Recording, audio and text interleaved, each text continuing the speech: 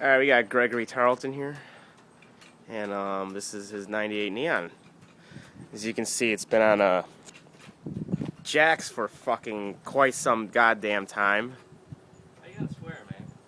It's my car, man. It's a child. Well, we got the engine back in. And yes, we got the trans back in. Though we don't have an exhaust system, we don't have the radiator, the cooling lines, the fucking trans mount. We don't have anything. Anything? Right. Nope. Alright. This is his old engine.